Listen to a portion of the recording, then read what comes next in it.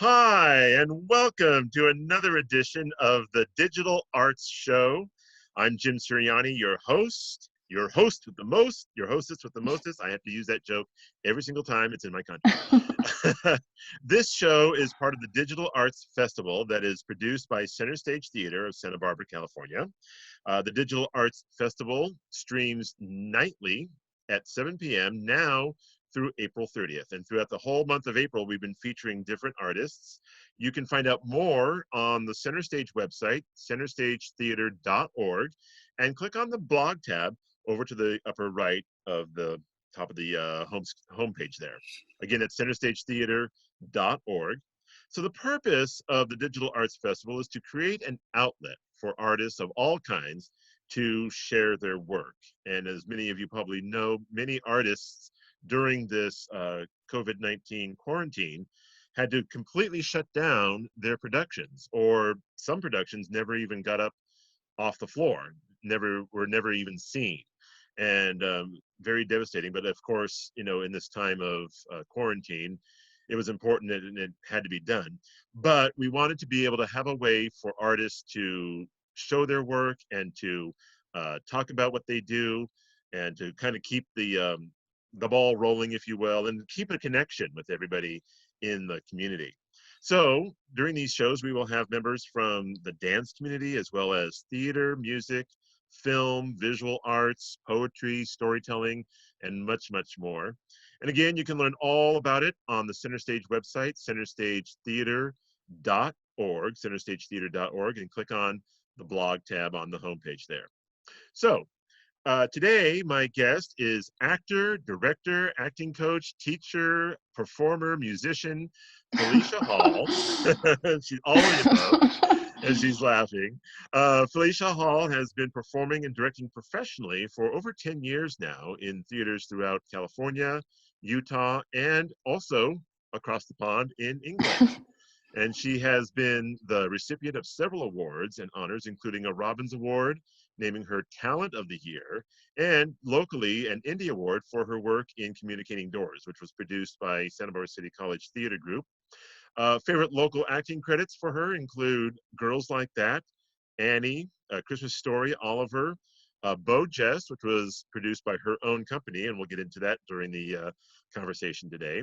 And most recently, The Curious Incident of the Dog in the Nighttime, which was also a Santa Barbara City College Theater Group production. And we'll talk about what happened with that show and how it was affected by the quarantine. Felicia is a singer-songwriter. She is the founder of Hall Studio, where she teaches acting, singing, and audition prep for actors. Felicia is also the managing artistic director and founding member of Actor Circle, a new theater company that debuted its first production last spring, which was Bo Jest, as we mentioned. And so without any further ado, welcome to the show, Felicia Hall. Thank So you. good to have you. I'm so happy to be here. Thanks. I'm so happy to have you too. You've been a guest on my radio show back in the day, and now we're here in the world of virtual reality and quarantine. Yep. So, how are you holding up during this whole quarantine? How are you managing to get through? It's been a weird ride. The first, we were kind of talking about this earlier, the first week and a half or so was kind of like, oh my gosh, what is going on? Because I do, through Hall Studio, I teach a lot of private lessons, because we weren't really sure how long the quarantine would last. Several of my students were like, let's just hold off on lessons for now. So that got put on hold. Actually, I was working on a few different productions that got put on hold, and I work with the schools here in Santa Barbara, and obviously those shut down. So I kind of was in a weird limbo place the first week and a half, kind of, bummed out that all this stuff kind of just, got stopped briefly. But Well, just in limbo. Yeah, In exactly. limbo. Yeah, and we don't really know when or what's going to happen. So, but I think it's been really nice too. Like once I kind of got settled in, once we all kind of figured, okay, this is not going to be a 2-week long thing. I think it's been nice to kind of take a breather. I'm the type of person that likes to kind of book myself to the second every day. So I think it's kind of forced me to like, oh, I can relax, or I can work on a little hobby, or I can do this. So Right, yeah, right. I'm surviving, but I'm excited for normal life to continue. Absolutely, as we all are now.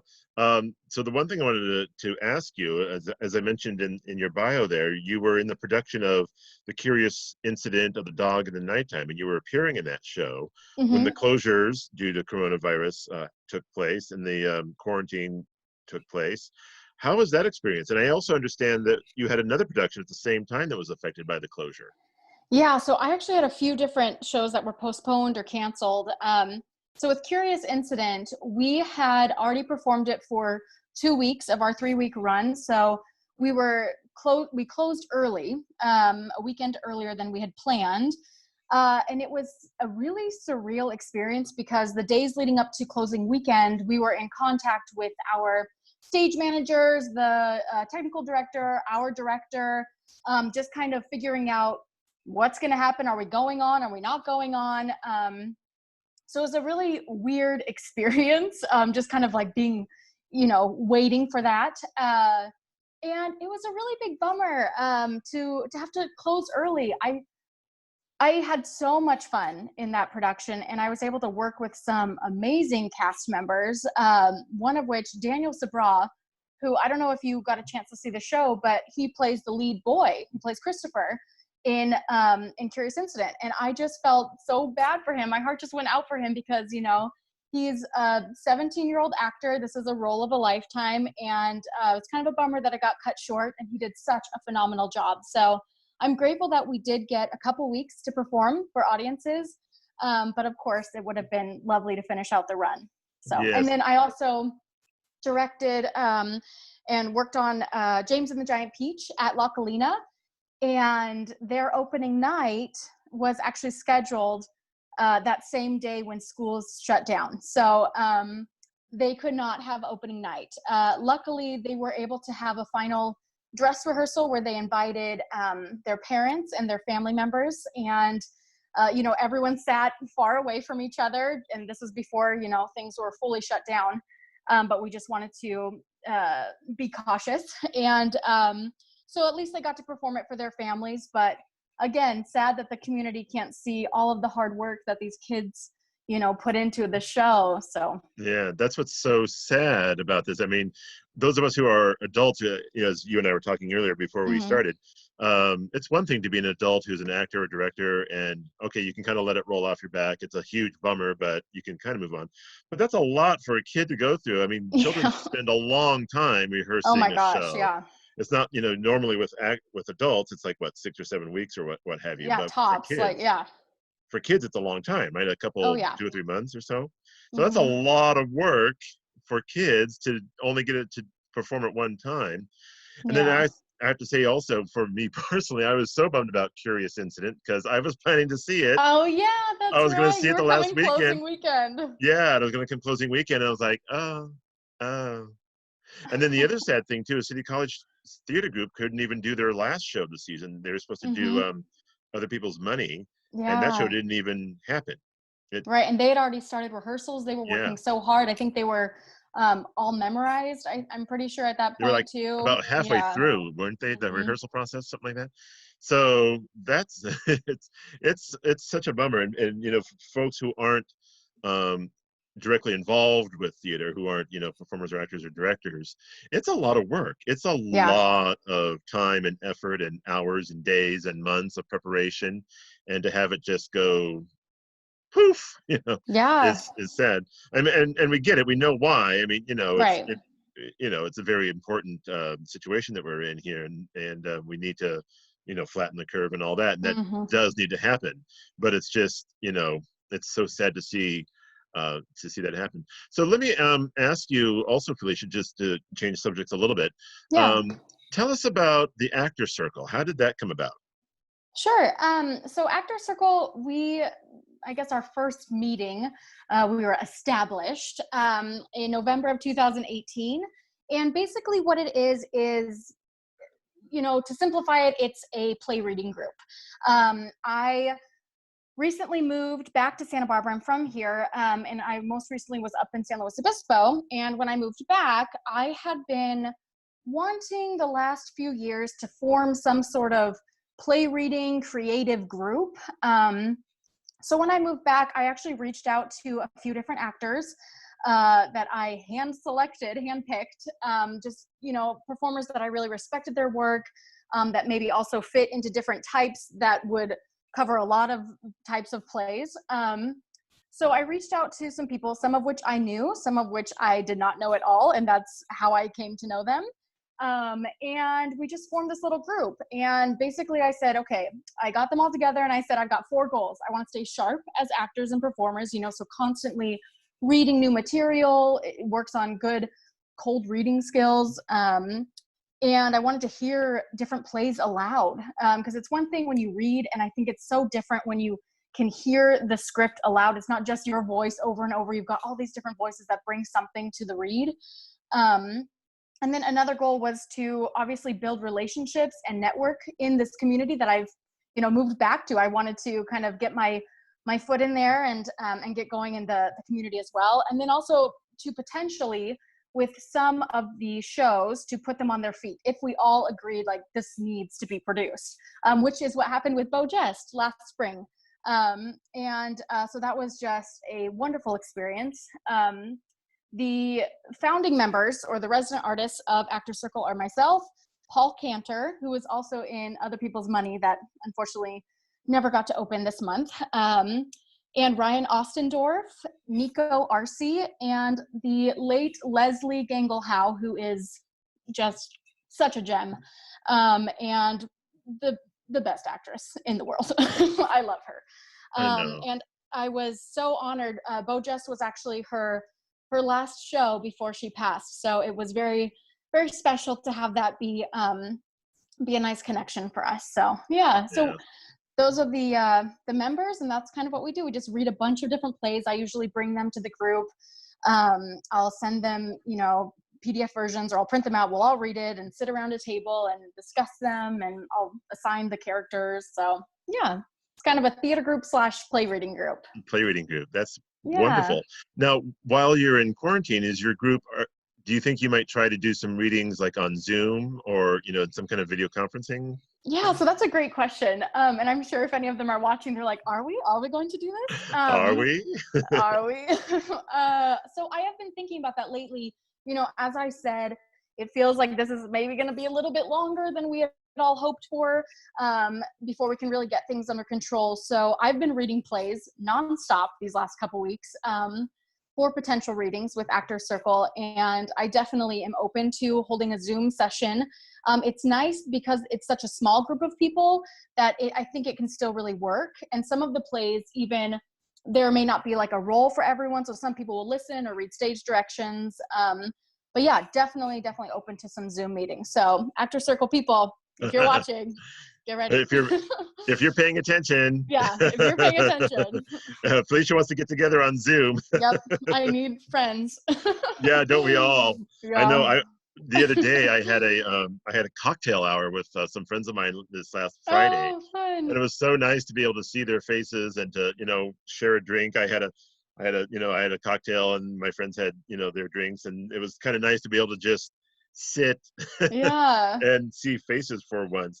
And speaking of, things like Zoom and the quarantine, how has the shutdown impacted you in other areas? Are you able to create anything right now, or are you doing anything special to help deal with it? What's been that experience?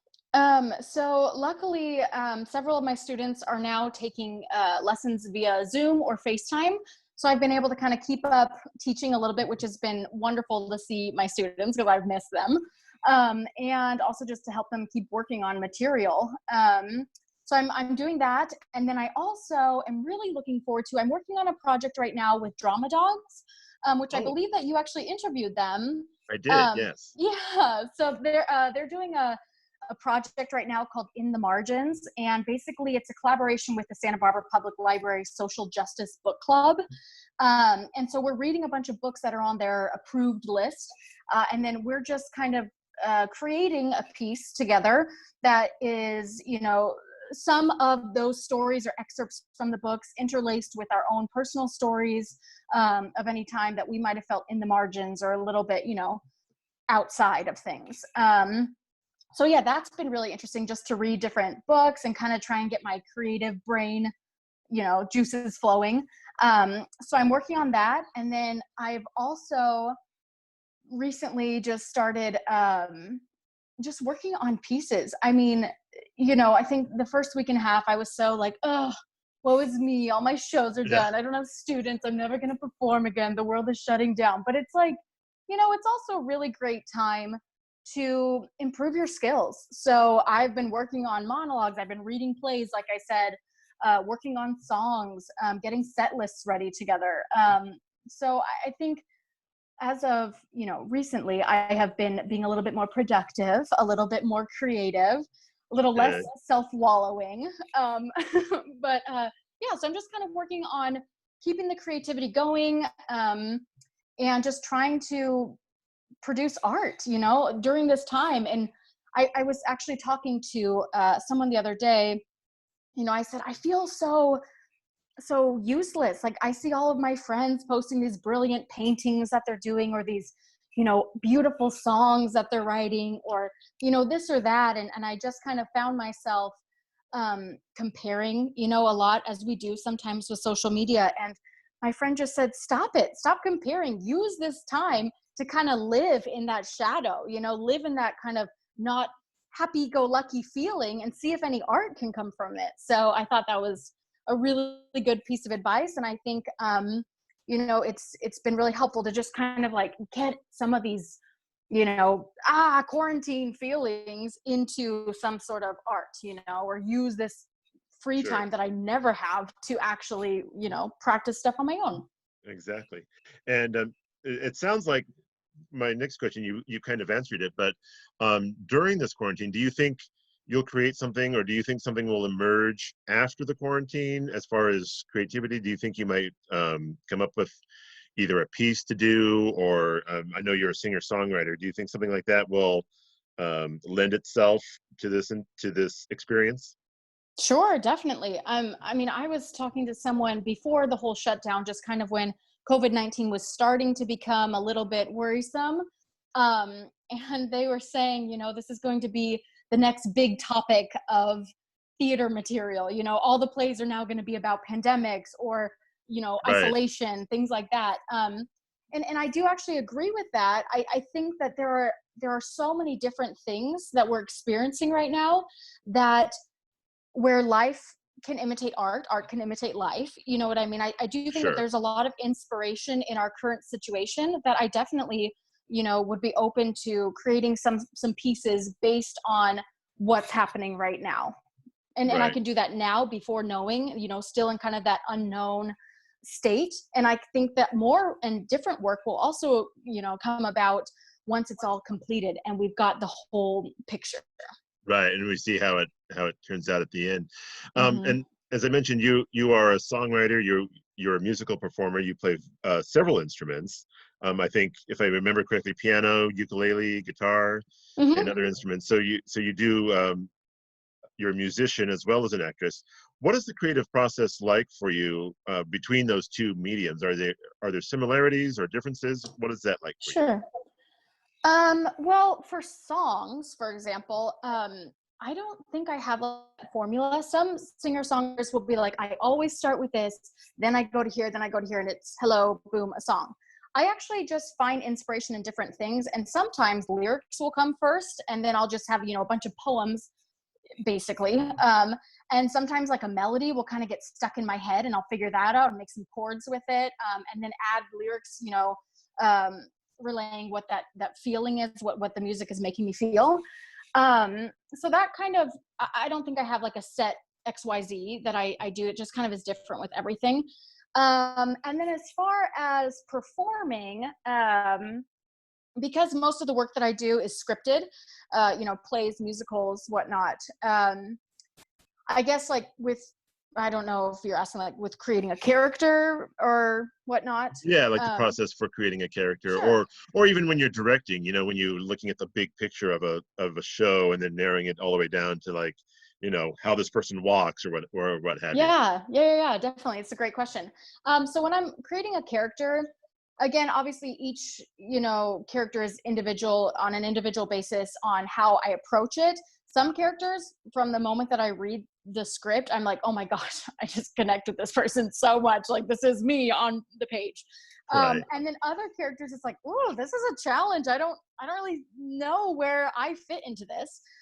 So often I'll try and do some physical work, just kind of maybe finding where the character leads from, what part of the body, what kind of energy the character has, a heaviness, you know, some sort of center, and then I'll also work on a lot of like vocal options, vocal choices, and just kind of figure out if I can find where that character sits vocally. But I think that the biggest thing that I'm a fan of when creating it during the rehearsal process is playing, like just trial and error, and I'm so grateful to have had some wonderful directors who just let me go. And they just say, Do okay, your I thing. didn't, yeah, I didn't like that, or I love that. Keep exploring that, what if we try this? So I definitely think when I'm an actor, I love those conversations with a director and just kind of, having this duet of creating a person on stage, and throwing Right. back and forth ideas and kind of working together. That's wonderful. That's great. Yeah. So it sounds like, especially for you for music, it's kind of an organic kind Hmm. of a process. And then with acting and directing, it's probably a little bit more structured because you have, Yeah. And, blocking, and you I create the think, character. yeah, and I think Uh, with directing, I'm very, like, I definitely have my structure that I like to do. I always start with a read through, discussion of character, relationships, things like that on the first rehearsal. Then I always like speedy do a skeleton blocking, just get through the show, mark you different places here, here, here, don't work any moments. And then we go back and we work different scenes, different moments, relationship things, and then I'll run certain sections of the show until I'm doing full runs. So that's always nice. kind of my little formula.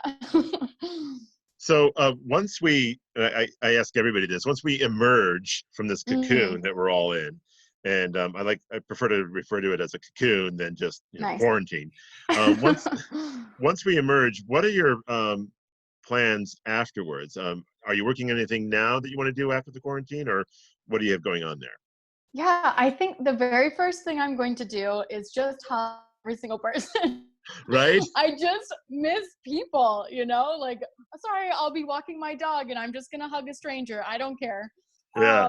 Because I just really miss human interaction, Um, so yes, hug everyone, hang out with everyone, go to restaurants, Yes. go to the show.